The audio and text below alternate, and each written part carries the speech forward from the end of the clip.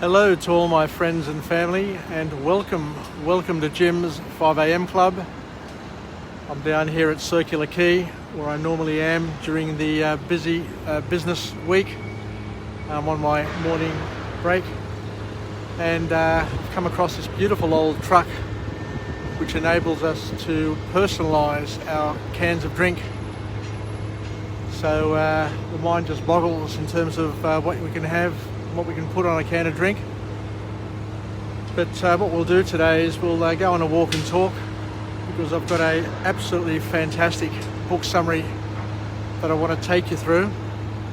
And it's a book summary which had me saying aha many times throughout the summary. So much so that I want to get hold of this book and read it cover to cover, and maybe read it a couple of times, because it touches on a topic which is quite powerful and probably touches every single person that you know. And it's one of those troubling aspects of most people's lives that need to be addressed, or at least talked about, and maybe delve deeper into to gain a better understanding of what makes us tick and what brings about the way we behave, and both the positives and negatives. A bit of background in terms of this book. The author to this book is Neil Strauss, and he's written also a book called The Game, which is a different type of book.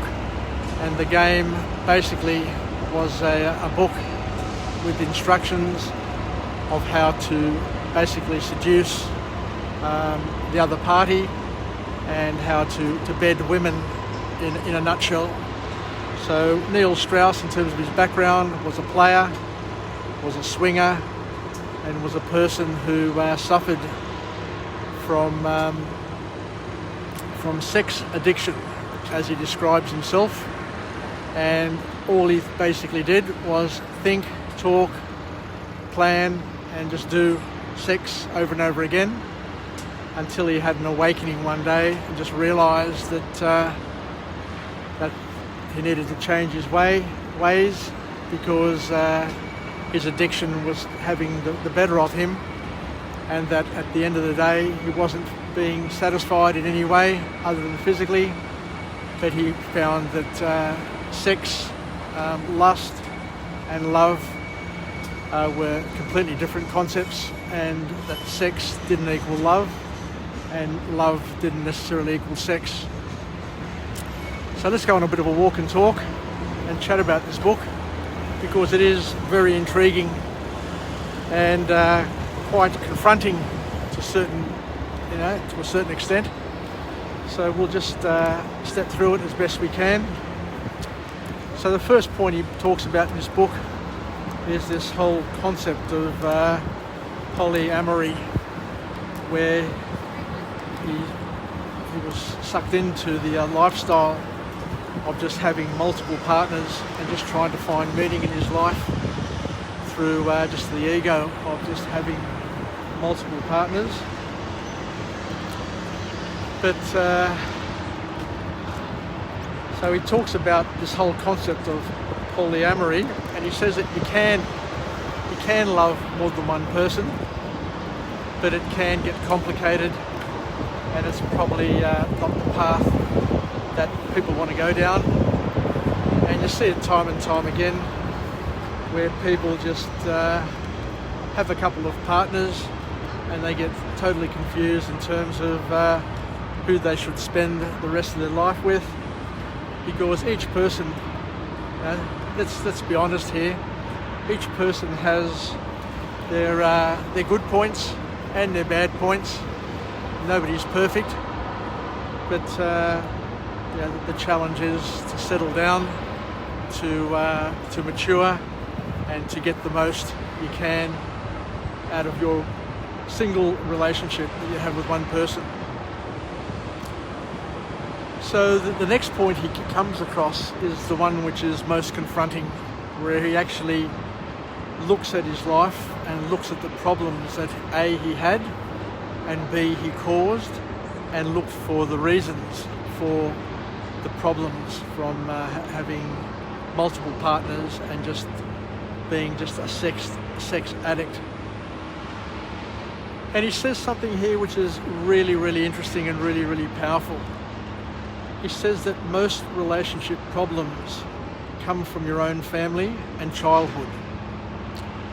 So a lot of the issues that people have in terms of their thirst for sex and their thirst for attention and their inability to settle down have come from their family lives and from their early lives.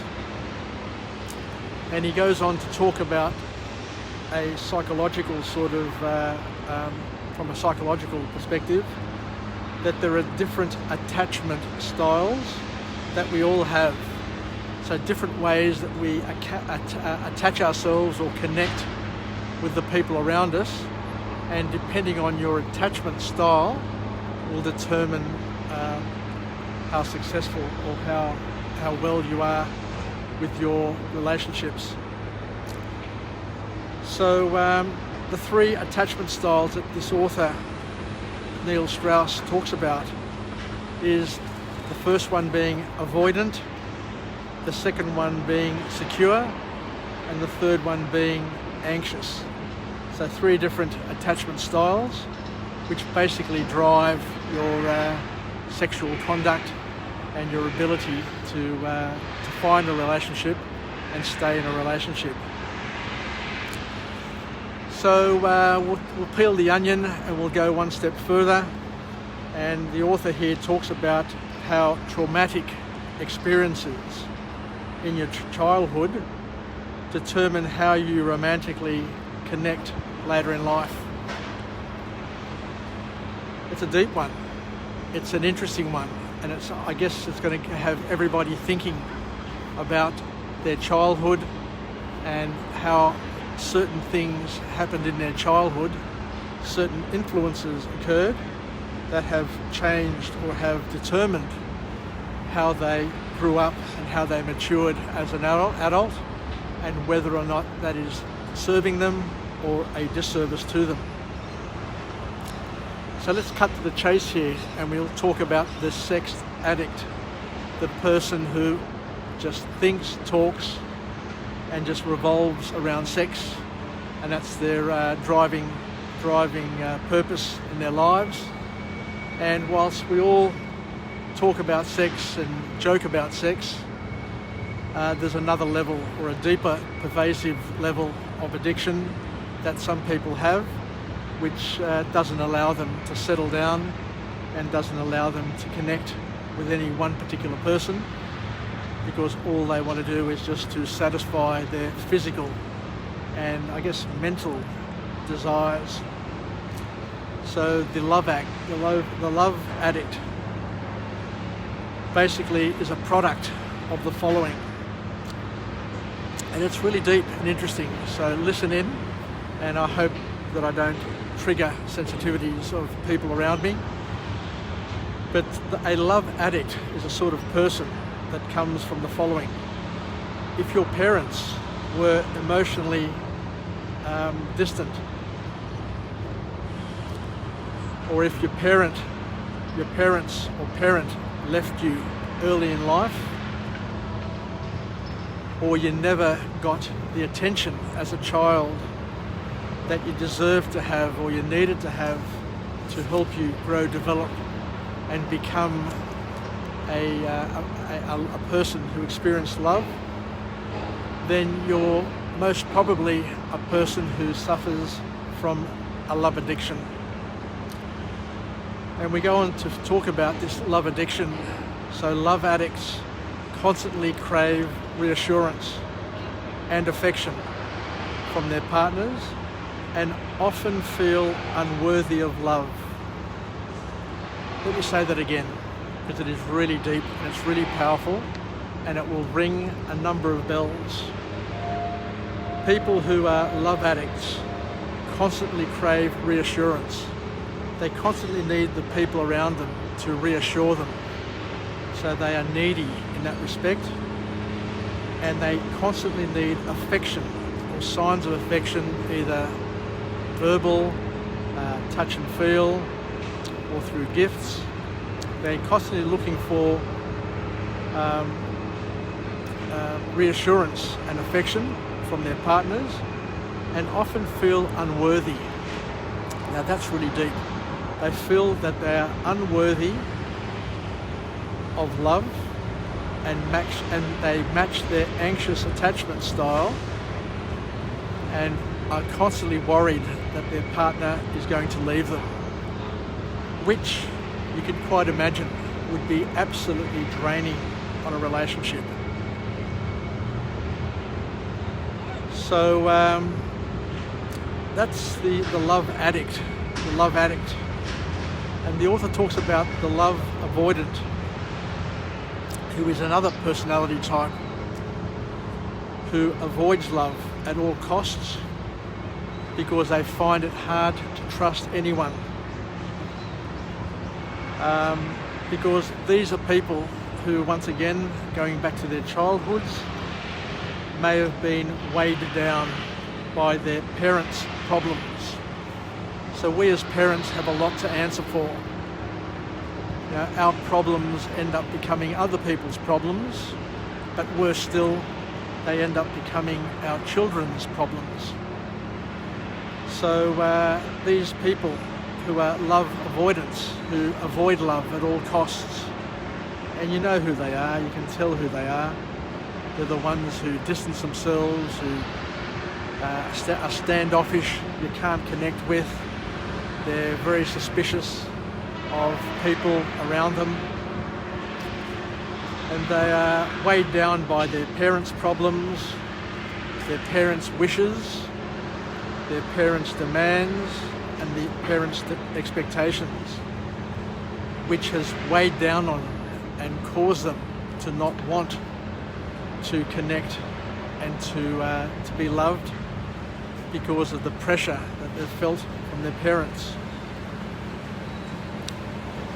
And the author here talks about the sex addiction, and he said that statistically 80% of sex addicts come from emotionally disturbed families. So that's something to sit and think about, and something to mull over, and something to try and get our heads around. Because at the end of the day, broken families, broken relationships end up breaking people, and the people that they break are usually the children, who are the victims of divorce, are the victims of infidelity, are the victims of families who break up and who are constantly disturbed and problematic. So how do we fix this? So this is probably the best part of the book. Just hearing that these issues come about and how they come about is quite confronting, to say the least. But I guess the call to action and the way to get around it is the third point that the author makes.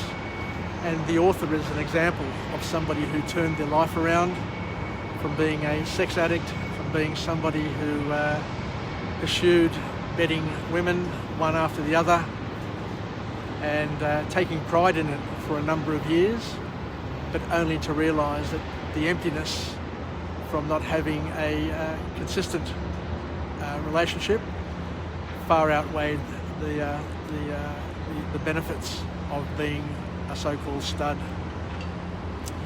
But what he learnt, and what he teaches everybody else, that in order to build a healthy relationship with other people, in order to live a fulfilling life, you first have to build a healthy relationship with yourself. Let's say it again.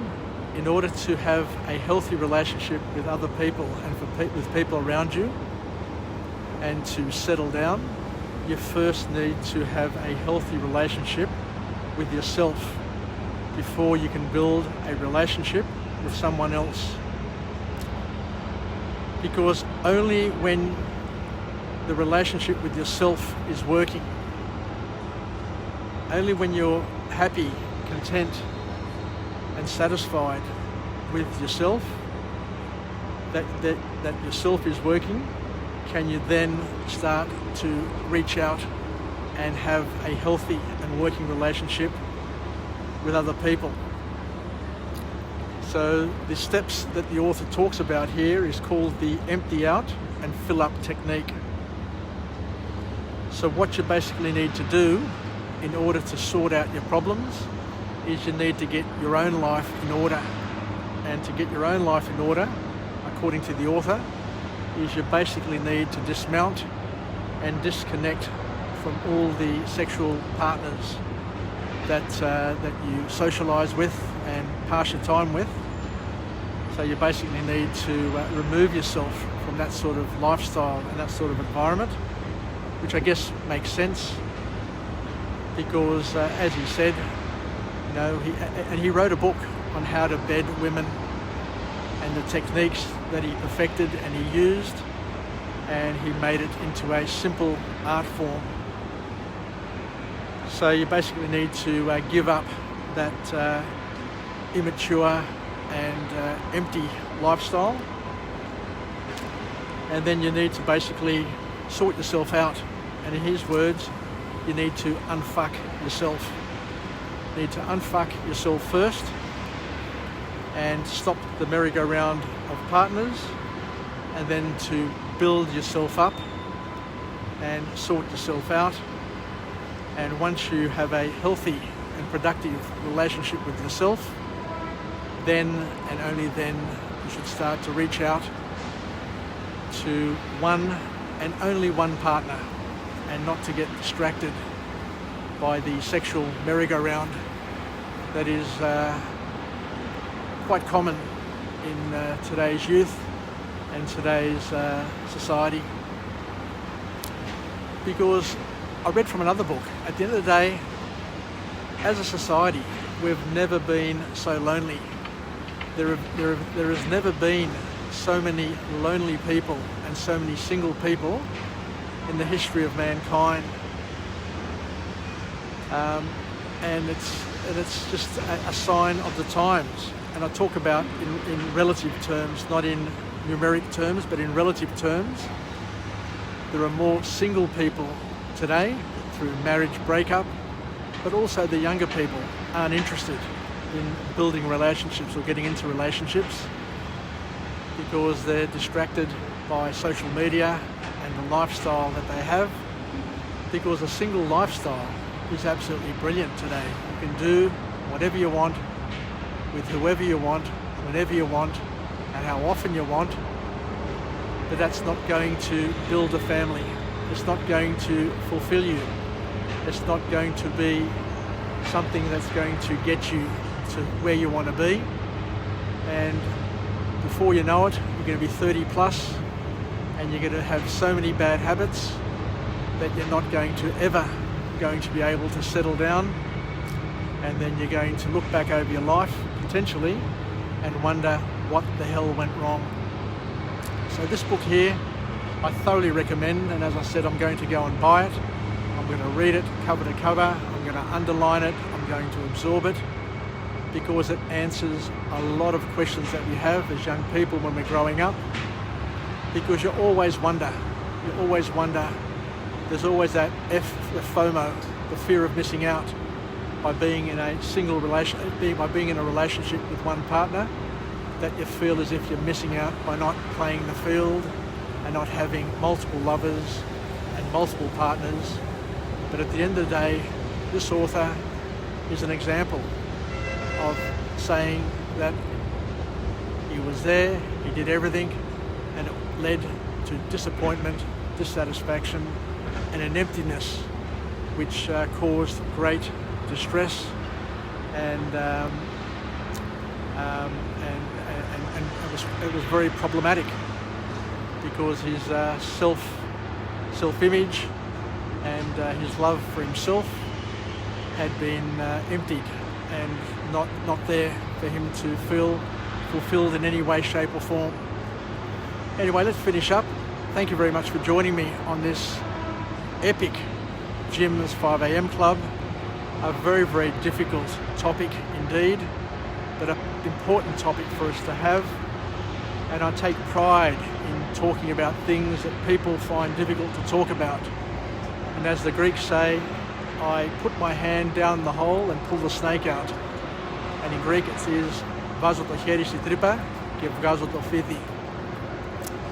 So thanks very much for joining me, and I hope you got as much out of this book as what I got out of the book. So let's finish off with a positive affirmation.